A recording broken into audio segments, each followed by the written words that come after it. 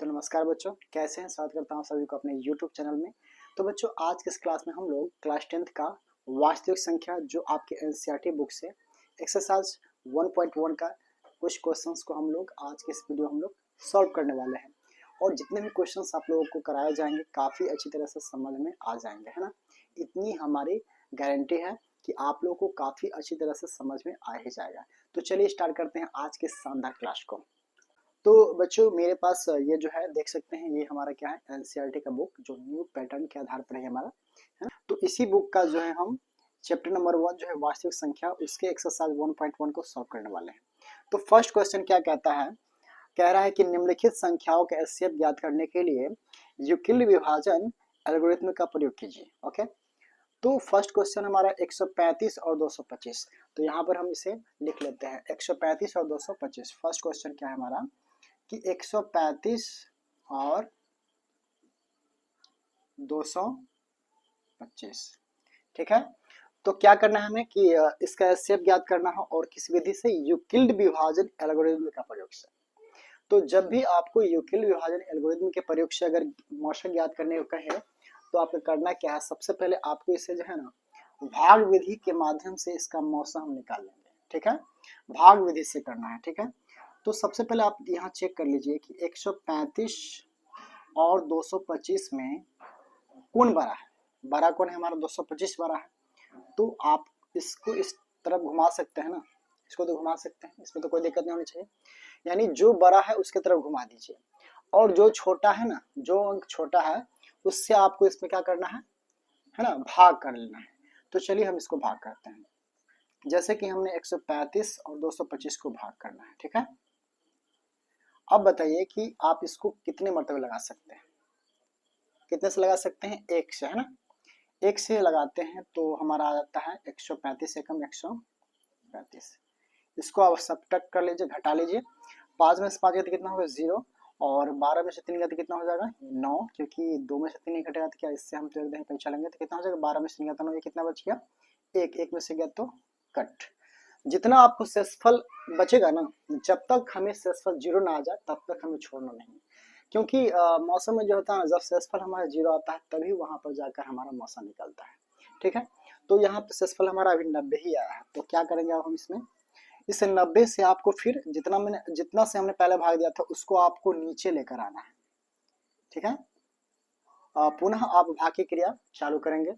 तो 90 से 135 में भाग देना है। तो क्या एक मरतबे तो हम लगा सकते हैं इसको, ठीक है।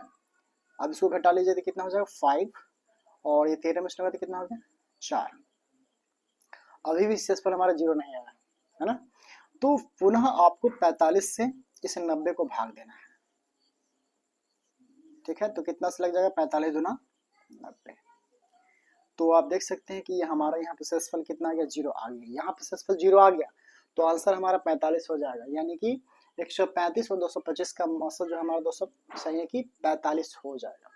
लेकिन डायरेक्टली हमें मौसम 45 लिखना नहीं है ना। इसको लिखने के लिए कुछ आपको प्रक्रिया यहाँ पे लिखनी होगी। जैसे कि हम यहाँ पे लिख देते हैं, यहाँ पे ये देखिए, जिससे हम भाग देते हैं उसे क्या बोलते हैं, क्या बोलते हैं, उसे भाजक बोलते हैं। यानी ये हमारा भाजक हो गया, ये भाज्य हो गया, ये भागफल और ये शेषफल हो गया। मैं आपको थोड़ा विस्तार से समझा देता हूँ। जैसे कि आप देख सकते हैं ये 8 है, यहाँ पे मैंने 2 से भाग किया, ठीक है। 8 को मैंने 2 से भाग लगाया, यानी कि जिससे आप भाग लगाते हैं ना, जिस संख्या से आप भाग लगाते हैं तो वो क्या कहलाता है, भाजक कहलाता है, ठीक है। यानी ये 2 हमारा क्या कहलाएगा, भाजक कहलाएगा। और ये जो बीच वाला क्या होता है, ये भाज्य होता है, ठीक है। चलिए इसको हम भाग करते थे, क्या होता है, 2 चौके 8। 8 में 8 कितना हो गया, 0। तो ये भाजक, ये भाज्य, और ये क्या होता है हमारा, ये हो जाएगा हमारा भागफल। और नीचे जो रेस्ट हमारा 0 बचा वो क्या है, हमारा शेषफल, ठीक है। इतना तो आप याद रख सकते हैं। और आपको ज्ञात होगा इसका एक फॉर्मूला होता है कि भाज्य बराबर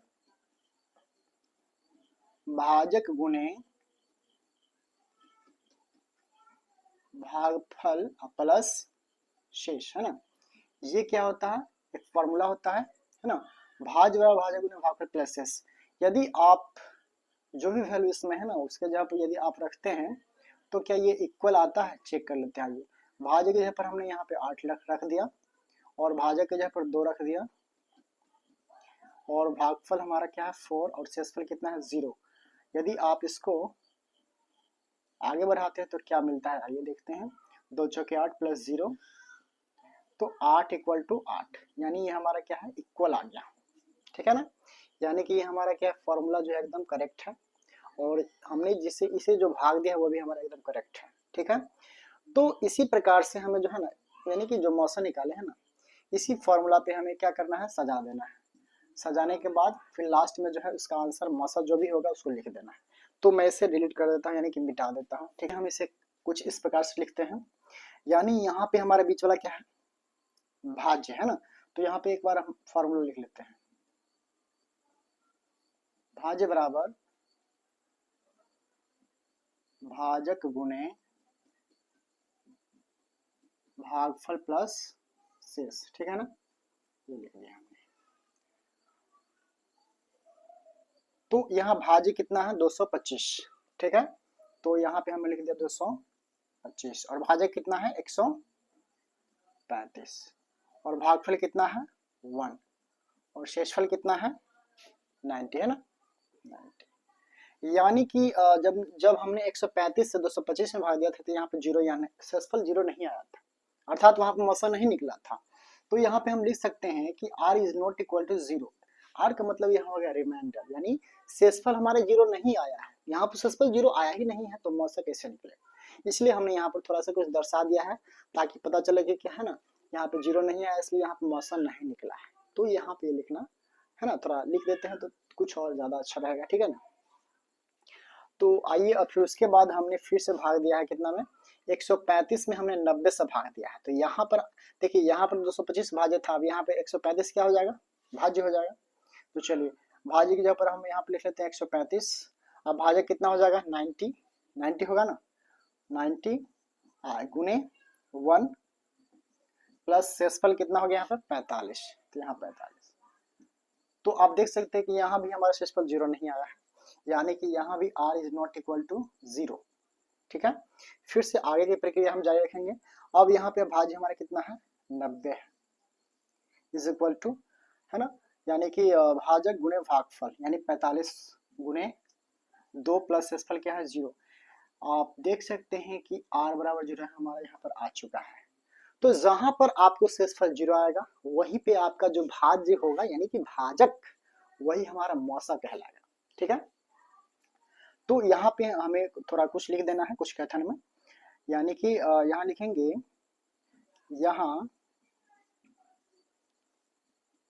यहाँ शेषफल क्या है 0 है, यहाँ शेषफल 0 है, अतः 135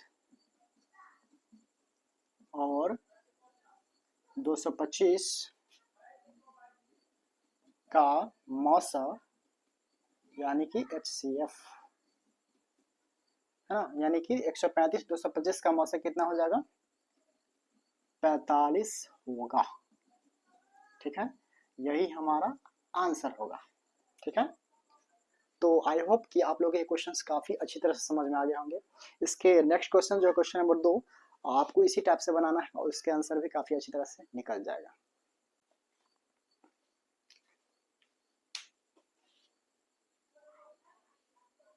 तो आइए बच्चों हम लोग क्वेश्चन नंबर 2 को सॉल्व करते हैं।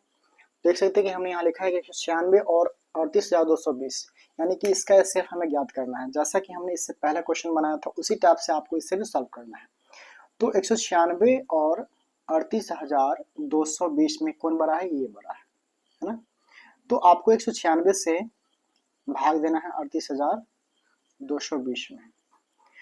तो आप एक मरतबे से लगा सकते हैं, दो मरतबे कुछ ज्यादा हो जाएगा, है ना।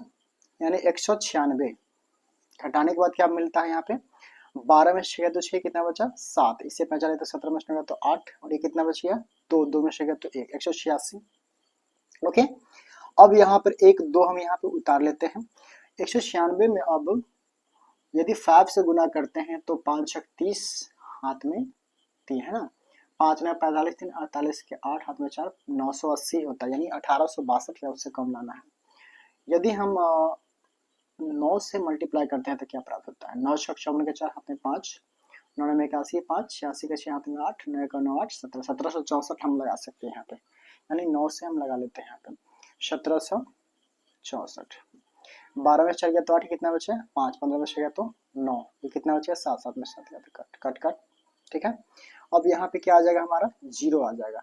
देख सकते हैं कि यहाँ पर हमने लगा कर चेक किया था 196 5 से, तो 196 में 5 लगाने पर 980 आ जाता है, तो यहाँ 5 लगाइए, 980 यहाँ पर आपका 0 0 के बराबर हो जाएगा, है ना। तो मैं आपको बता चुका हूँ इससे पहले क्वेश्चन में भी कि यदि भाग देने के बाद अगर हमारा शेषफल 0 आता है तो जिससे हमने भाग दिया था ना वही हमारा मौसा कहलाता है, यानी कि आप कह सकते हैं कि 196 हमारा क्या है, 196 और 38,220 का मौसा जो हमारा 196 है, लेकिन डायरेक्टली तो हमें लिखना नहीं है। इसको लिखने के लिए जैसे कि हमने इससे पहले वाला क्वेश्चन में जो प्रक्रिया लगाई थी उसे ही आपको यहाँ लगाना पड़ेगा, है ना। तो आइए हम यहाँ पे लगाते हैं, यानी कि जो फॉर्मूला हमारा भाज्य बराबर भाजक गुणे भागफल प्लस शेष, है ना, इस पे आपको लगा देना है। तो भाज्य हमारा क्या है 38,220 और भाजक क्या है 196, भागफल 195, शेषफल लास्ट में डायरेक्टली हमारा कितना है 0।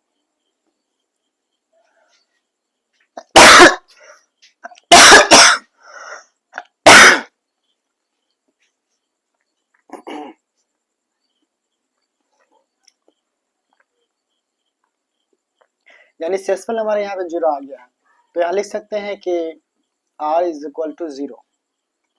तो शेषफल जब 0 आता है तो वही हमारा मौसा हो जाता है ना। तो यहाँ लिख सकते हैं कि यहाँ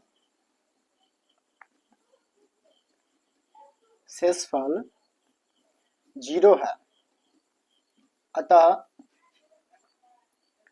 196 और 38,220 का मौसा 196 होगा। यही हमारा क्या है आंसर। तो आशा करते हैं बच्चों कि आप लोग क्वेश्चंस काफी अच्छी तरह से समझ में आ गए। तो बच्चों हम आशा करते हैं कि आप लोग क्वेश्चंस काफी अच्छी तरह से समझ में आ गए होंगे। तो चलिए बढ़ते हैं नेक्स्ट क्वेश्चन की तरफ। तो बच्चों देख सकते हैं कि मैंने यहाँ क्वेश्चन नंबर 3 लिख दिया 867 और 225। तो बच्चों देख सकते हैं कि मैंने यहाँ लिखा है 867 और 255 का मौसा ज्ञात करें, है ना।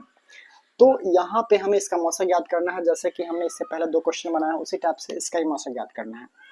तो सबसे पहले हम देख लेते हैं कि 867 और 255 में कौन बड़ा है, तो बड़ा हमारा ये हो गया। तो छोटी संख्या हमारा 255 है, तो इससे हमें इसको भाग करना है ना। तो 255 से 867 में भाग कर लीजिए, कितना से लग जाएगा बताइए। यहाँ पे यदि हम 255 को अगर 3 से मल्टीप्लाई करते हैं तो 3 5 15, 3 5 15 16 और 3 में 6 765 हम लगा सकते हैं यहाँ 3 से 765 घटाइए, 7 में 5 का 2, 6 में 6 का 0 और 8 में 7 का तो 1। फिर शेषफल तो यहाँ 0 नहीं आया है, ठीक है ना। तो 102 से आपको पुनः 255 में भाग करना पड़ेगा, ठीक है। जब तक शेषफल 0 नहीं आया तब तक छोड़ना नहीं है ना।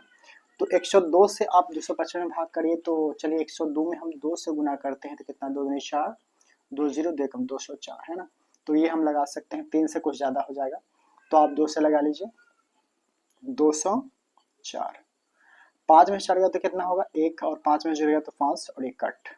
शेषफल यहाँ भी 0 नहीं आया है, तो इस 51 से आप पुनः आप 102 को भाग कर लीजिए, 51 दूना 102, तो आपका शेषफल यहाँ 0 आ चुका है।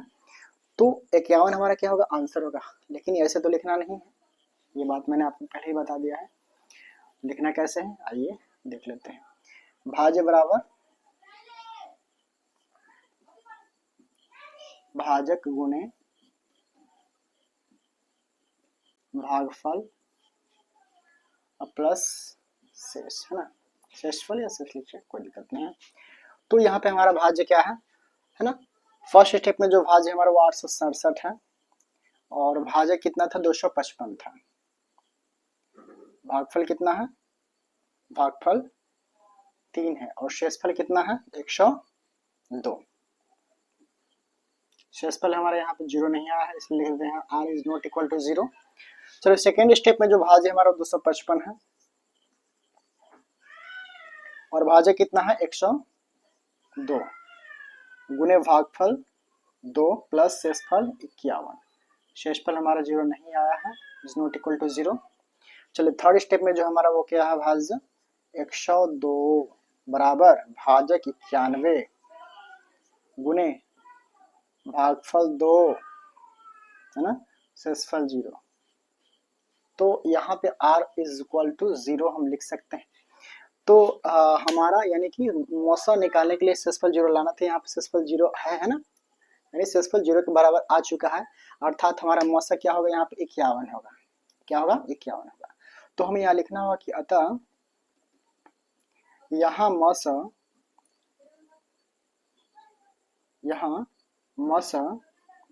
51 होगा,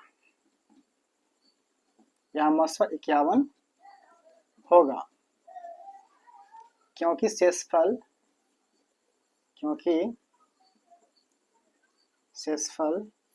0 है। शेषफल हमारा क्या है 0 है। तो यहाँ पे मैंने कुछ अलग स्टेटमेंट लिख दिया है, इससे पहले मैंने कुछ और लिखा था। तो अर्थ एक ही है, ठीक है ना, इसमें कोई दिक्कत नहीं आने वाली है। तो बच्चों हम आशा करते हैं कि आप लोगों को जितने क्वेश्चंस इस वीडियो में बताए गए हैं आप लोग काफ़ी अच्छी तरह से समझ में आ गए होंगे। तो बच्चों आज के लिए बस इतना ही, इसके बाद वाले क्वेश्चंस आप लोग को नेक्स्ट वीडियो में बताए जाएंगे। तब तक के लिए बाय बच्चों।